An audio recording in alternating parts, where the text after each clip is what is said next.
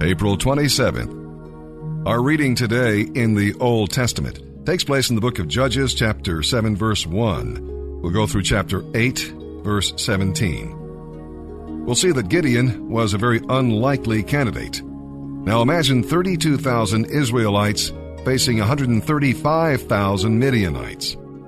But it was the kind of situation that the Lord uses to glorify His name. Hey, when God is on your side, the size of the enemy is of no great concern. Just keep your eyes on the Lord. The really dangerous enemies were within the hearts of Gideon's soldiers. Fear was one of those dangers.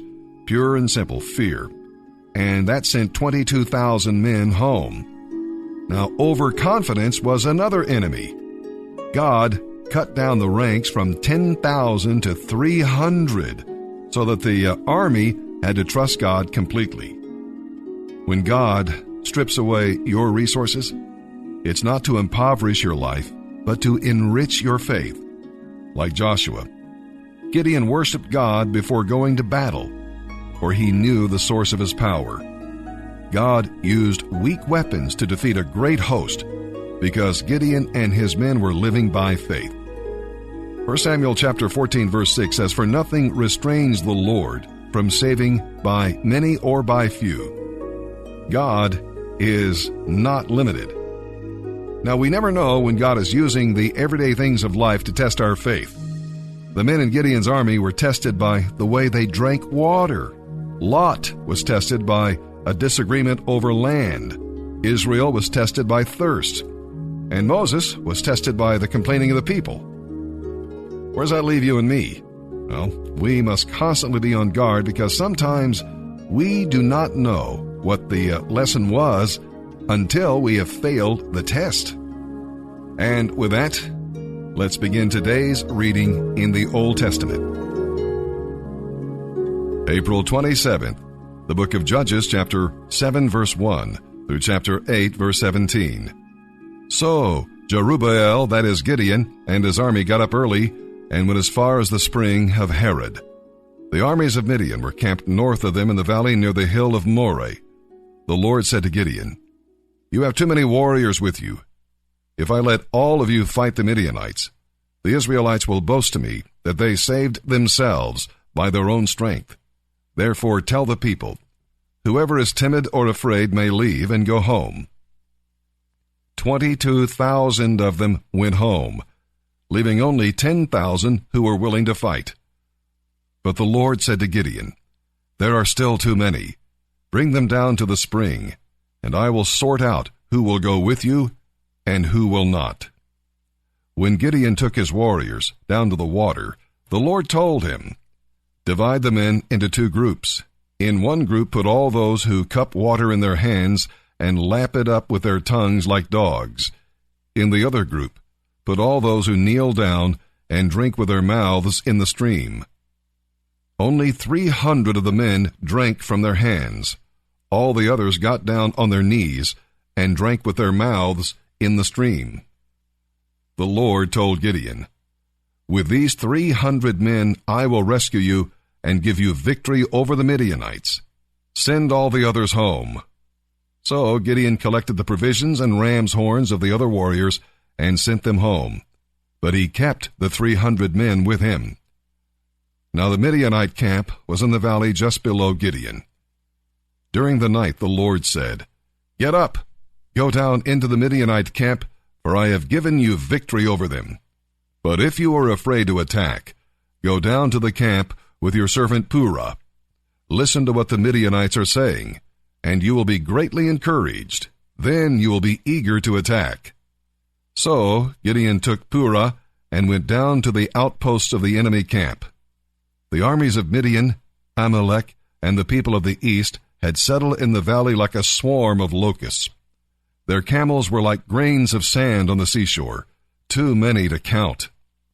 Gideon crept up just as a man was telling his friend about a dream. The man said, "I had this dream, and in my dream a loaf of barley bread came tumbling down into the Midianite camp. It hit a tent, turned it over, and knocked it flat." His friend said, "Your dream can mean only one thing. God has given Gideon, son of Joash, the Israelite, victory over all the armies united with Midian."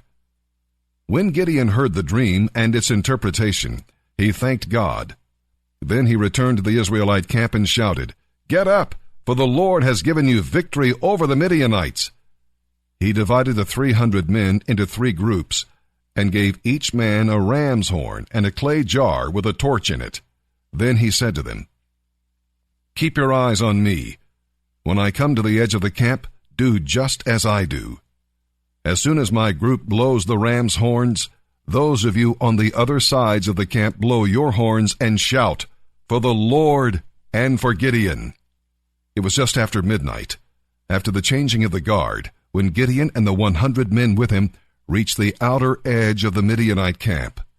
Suddenly, they blew the horns and broke their clay jars. Then all 3 groups blew their horns and broke their jars. They held the blazing torches in their left hands and the horns in their right hands and shouted, "A sword for the Lord and for Gideon." Each man stood at his position around the camp and watched as all the Midianites rushed around in a panic, shouting as they ran. When the 300 Israelites blew their horns, the Lord caused the warriors in the camp to fight against each other with their swords. Those who were not killed fled to places as far away as Beth-shittah, near Zerarah, and to the border of Abel-meholah, near Tabbath. Then Gideon sent for the warriors of Naphtali, Asher, and Manasseh, who joined in the chase after the fleeing army of Midian. Gideon also sent messengers throughout the hill country of Ephraim, saying, "Come down to attack the Midianites. Cut them off at the shallows of the Jordan River at Beth-barah." And the men of Ephraim did as they were told. They captured Oreb and Zeeb, the 2 Midianite generals, killing Oreb at the rock of Oreb and Zeeb at the winepress of Zeeb. And they continued to chase the Midianites. Afterward, the Israelites brought the heads of Oreb and Zeeb to Gideon, who was by the Jordan. Then the people of Ephraim asked Gideon, "Why have you treated us this way? Why didn't you send for us when you first went out to fight the Midianites?" And they argued heatedly with Gideon. But Gideon replied, "What have I done compared to you? Aren't the last grapes of Ephraim's harvest better than the entire crop of my little clan of Abiezer? God gave you victory over Oreb and Zeeb, the generals of the Midianite army. What have I done compared to that?" When the men of Ephraim heard Gideon's answer, they were no longer angry. Gideon then crossed the Jordan River with his 300 men, and though they were exhausted, they continued to chase the enemy. When they reached Succoth, Gideon asked the leaders of the town, "Will you please give my warriors some food? They are very tired. I am chasing Zebah and Zalmunna, the kings of Midian." But the leaders of Succoth replied, "You haven't caught Zebah and Zalmunna yet. Catch them first, and then we will feed your warriors." So Gideon said, "After the Lord gives me victory over Zebah and Zalmunna, I will return and tear your flesh with the thorns and briars of the wilderness." From there, Gideon went up to Peniel and asked for food, but he got the same answer. So he said to the people of Peniel, "After I return in victory, I will tear down this tower." By this time, Zebah and Zalmunna were in Karkor with a remnant of 15,000 warriors, all that remained of the allied armies of the east, for 120,000 had already been killed. Gideon circled around by the caravan route east of Nobah and Jogbehah, taking the Midianite army by surprise. Zebah and Zalmunna, the 2 Midianite kings, fled, but Gideon chased them down and captured all their warriors. After this, Gideon returned by way of Heres Pass. There he captured a young man from Succoth and demanded that he write down the names of all the 77 rulers and leaders in the town. Gideon then returned to Succoth and said to the leaders, "Here are Zebah and Zalmunna. When we were here before, you taunted me, saying, 'You haven't caught Zebah and Zalmunna yet. Catch them first, and then we will feed your exhausted warriors.'" Then Gideon took the leaders of the town and taught them a lesson, punishing them with thorns and briars from the wilderness. He also knocked down the tower of Peniel and killed all the men in the town.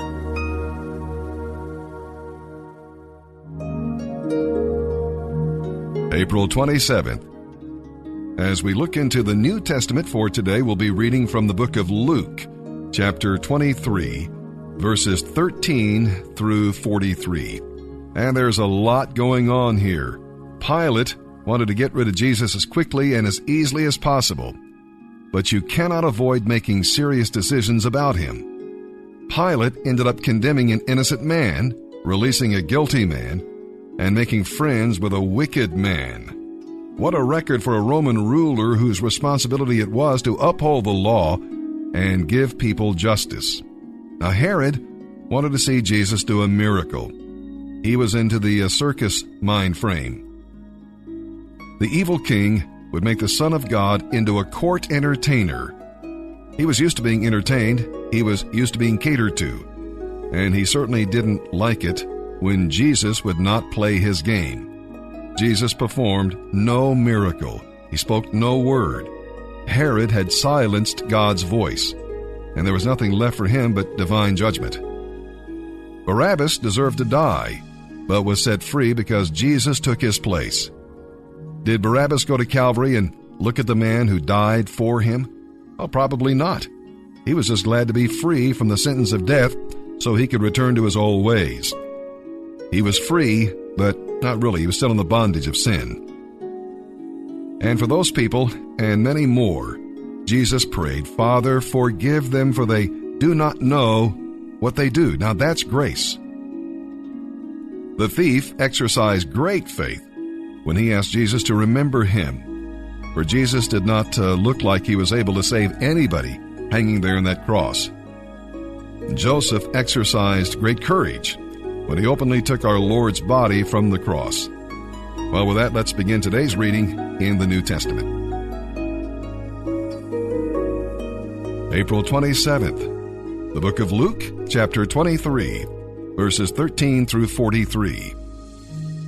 Then Pilate called together the leading priests and other religious leaders along with the people, and he announced his verdict. "You brought this man to me, accusing him of leading a revolt. I have examined him thoroughly on this point in your presence and find him innocent." Herod came to the same conclusion and sent him back to us. Nothing this man has done calls for the death penalty. So I will have him flogged, but then I will release him. Then a mighty roar rose from the crowd, and with one voice they shouted, "Kill him and release Barabbas to us." Barabbas was in prison for murder and for taking part in an insurrection in Jerusalem against the government. Pilate argued with them because he wanted to release Jesus, but they shouted, "Crucify him! Crucify him!" For the third time he demanded, "Why? What crime has he committed? I have found no reason to sentence him to death. I will therefore flog him and let him go." But the crowd shouted louder and louder for Jesus' death, and their voices prevailed. So Pilate sentenced Jesus to die as they demanded.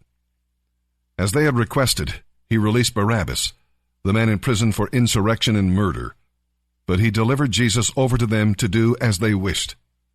As they led Jesus away, Simon of Cyrene, who was coming in from the country just then, was forced to follow Jesus and carry his cross.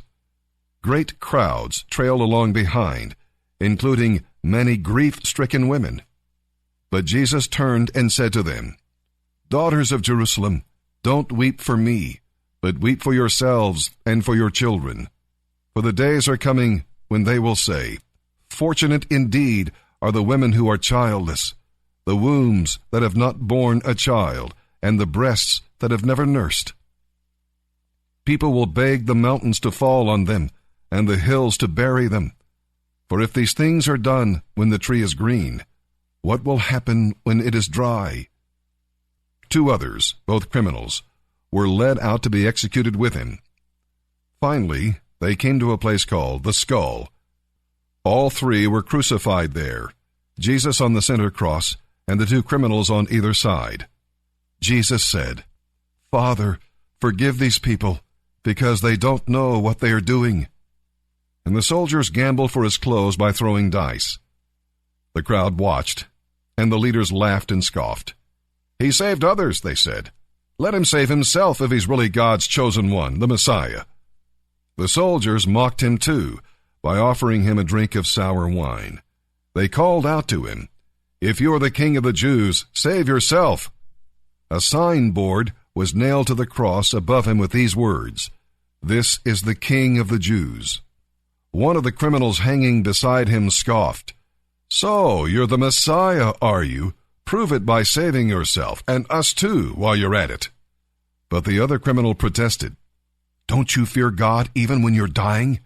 We deserve to die for our evil deeds, but this man hasn't done anything wrong." And then he said, "Jesus, remember me when you come into your kingdom." And Jesus replied, "I assure you, today you will be with me in paradise." Psalm 97, verse 1 through chapter 98, verse 9. The Lord is king. Let the earth rejoice. Let the farthest islands be glad. Clouds and darkness surround him. Righteousness and justice are the foundation of his throne. Fire goes forth before him and burns up all his foes. His lightning flashes out across the world. The earth sees and trembles. The mountains melt like wax before the Lord of all the earth. The heavens declare his righteousness. Every nation sees his glory. Those who worship idols are disgraced. All who brag about their worthless gods, for every god must bow to him. Jerusalem has heard and rejoiced, and all the cities of Judah are glad because of your justice, O Lord. For you, O Lord, are most high over all the earth. You are exalted far above all gods. You who love the Lord, hate evil. He protects the lives of his godly people and rescues them from the power of the wicked. Light shines on the godly, and joy on those who do right. May all who are godly be happy in the Lord and praise his holy name. Sing a new song to the Lord, for he has done wonderful deeds. He has won a mighty victory by his power and holiness. The Lord has announced his victory and has revealed his righteousness to every nation. He has remembered his promise to love and be faithful to Israel. The whole earth has seen the salvation of our God. Shout to the Lord, all the earth. Break out in praise and sing for joy. Sing your praise to the Lord with the harp and melodious song, with trumpets and the sound of the ram's horn.